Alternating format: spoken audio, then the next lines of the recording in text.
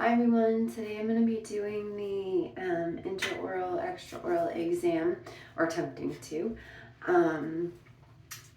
Sorry, I am not feeling the greatest. So, first of all, you want to make sure that you have your correct PPE on, which is your gown, your loops or your goggles, your N95 on if we were the clinician treating the patient. Your surgical cap on, hair needs to be up, not seen. Wash your hands. We do all of the necessary things to scrub in or gown up, don for our practice. So we'd have our gloves on, wash our hands for 2 minutes in time with carbohyl soap, but I'm going to put my gloves on right now just for the sake of doing this. Normally, like I said, you'd have your goggles on, but I can't breathe through my nose right now, so I'm going to forego the goggles at this point because they're fogging up right now. So we're going to start with the visual exam of the head and neck.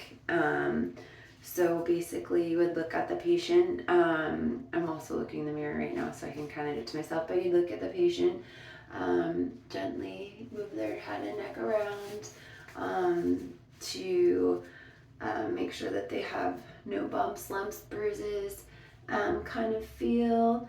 Then you would feel their jaw and ask them to open and close for their TMJ. So open, close, close. And then you want to, excuse me, bimanual circle motions. Close, open and close.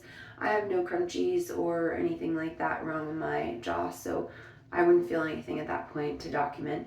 Next, you're going to go down the lymph nodes, and so you're going to do circular motions, and then all the way down. Just kind of feel around here gently, right? You don't want to like cut off their, windpipe at all. And mine are very swollen because I had my COVID shot yesterday. So, and then you want to start next down to the thyroid gland. And at that time, you would ask the patient to put their tongue to the roof of their mouth when you're feeling and also feeling the lymph nodes under here. So tongue goes to the roof of the mouth so you can push up a little bit. Then when you get on the lymph nodes, excuse me, sorry. When you get on the lymph nodes, you're going to ask the patient to swallow, but obviously you don't want to squeeze too hard because you will make them cough or hurt them or collapse their windpipe. So just swallow. And at that time, you just want to make sure there's no lumps or bumps and that it goes up and down like it's supposed to. From there, you're going to go to the subclavicular lymph nodes. First, you need to ask the patient for consent. So, patient, do you give me consent? Yes, I give you consent. So then you would feel around, take this off a little bit. So, for the lymph nodes, right on the clavicle, you want to go excuse me, right above it, the supraclavicular. So basically right up in here, and just kind of feel around for the lymph nodes there. Same thing, bidigital, kind of circle around both sides. Then you're going to move on to the I'm kind of doing my own exam too. So occipital and cervical lymph nodes, which this is going to be kind of difficult to show you, but basically you want to make sure that the patient's hair is up all the way. So obviously I know I'm not supposed to touch my gloves with my hair, but you want to make sure that it's not showing, and then you want to, same thing, feel down right into here. And to do the cervical lymph nodes, you're going to ask the patient to turn to the right so you can feel, right? So because it makes this side of your neck more exposed. Basically, So you wouldn't feel like that. And then you'd ask the patient to turn their head to the opposite direction and do the same thing on this side. Just kind of feel all the way down.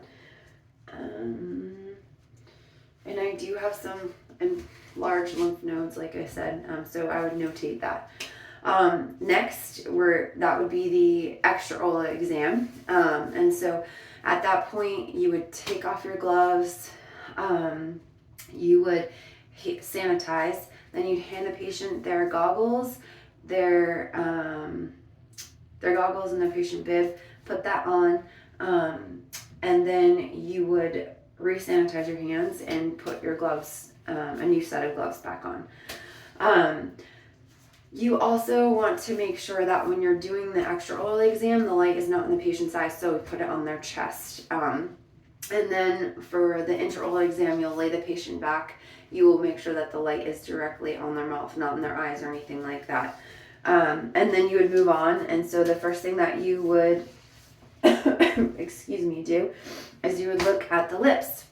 And so basically, you would just kind of digital palpate around, check and make sure that there's no herpetic lesions, any spots, anything that looks out of the ordinary, any round moles that don't have symmetrical edges, even on the lips, like if it has a very rough edge, or if you want to notate scars or anything like that, that way for future reference you have that as far as their lesions. So again, palpate, just to make sure there's no lumps in there or anything, nothing hurts them. Typically, the lips down here are where they're typically, if you're going to find it, would be the sun cancer or skin cancer from the sun. Next, you would do, the labial mucosa. So you retract the cheeks, and ask the patient to close, and then do bi-digital palpation to feel around. So lay down, and then you would do this all the way around.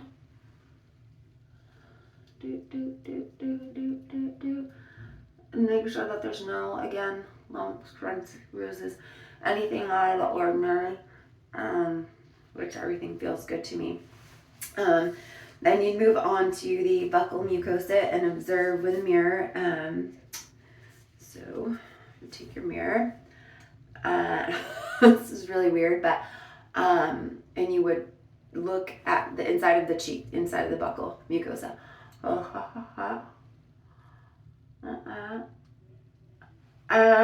I do notice that I have the white lineage in there, and that's just from the teeth occluding and the skin getting trapped in between.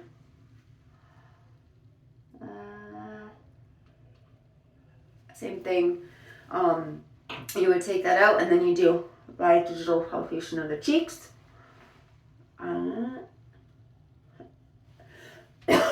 Excuse me. Then you would do the parotid gland, and you would take the dental mirror and take a peek back at the gland. Both sides.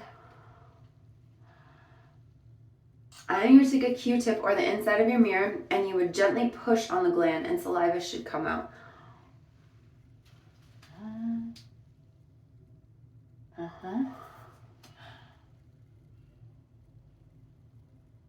And both of mine do. So everything looks good there.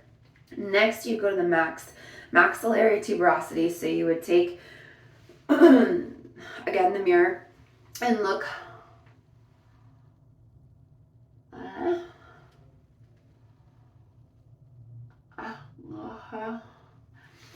And then you would take digital palpation. Feel that air. Make sure everything feels okay. Yep. And then from there you would do the retromolar pad. So inferior side of, or on the mandible, so the inferior to the tuberosities, and you look at the retromolar pads.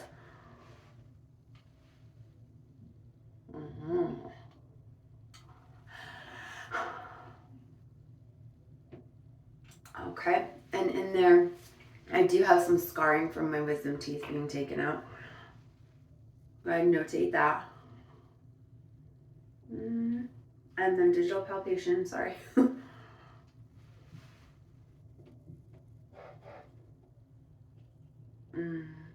Okay. Next, you would look at the hard palate with a mirror.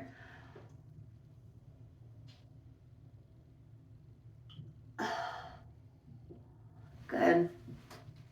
Sometimes there are tori up there, which basically is a bony tuberosity that comes down and makes it so that the palate is basically touching inside, so you can't get a mirror in there. But next, you're going to feel around. Also tell the patient that, warn them first, because sometimes patients are either tickly or it gags them, so just let them know what you're going to do.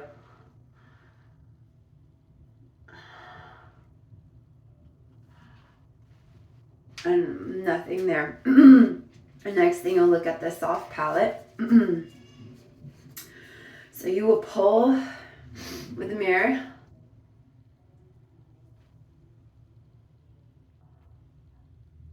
Don't get back there too far, still gag them. Next, you'll stick their tongue out. Ask the patient to stick their tongue out and say ah. And you stick your mirror on the tongue just to depress it. And look back there, excuse me, at the tonsils or pharynx, uvula, and then anterior and posterior pillars. So you'll look.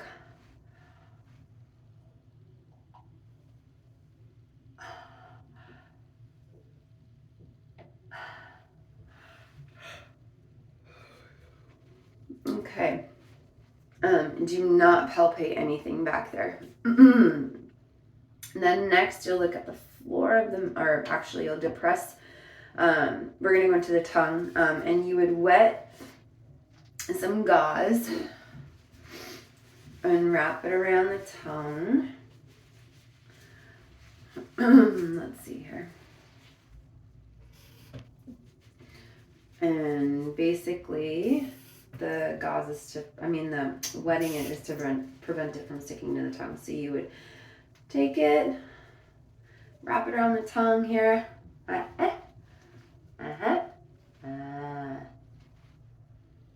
That way you can look at both sides of the tongue.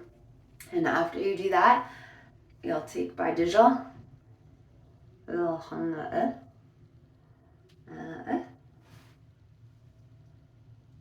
There's nothing wrong with that. Then at that point, you will do the, let's see here, floor of the mouth. So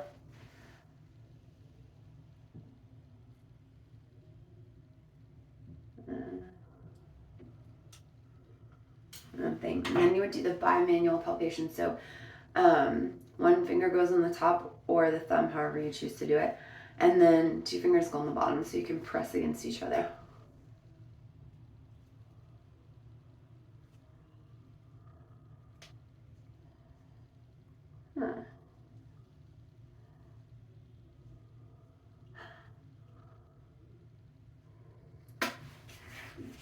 Excuse me. And then last but not least, you will look at the alveolar ridges with the mirror.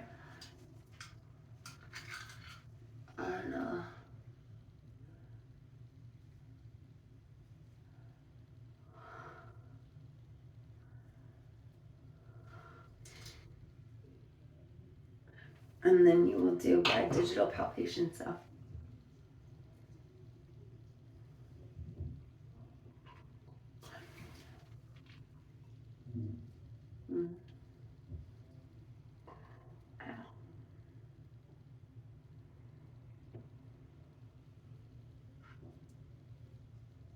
Good.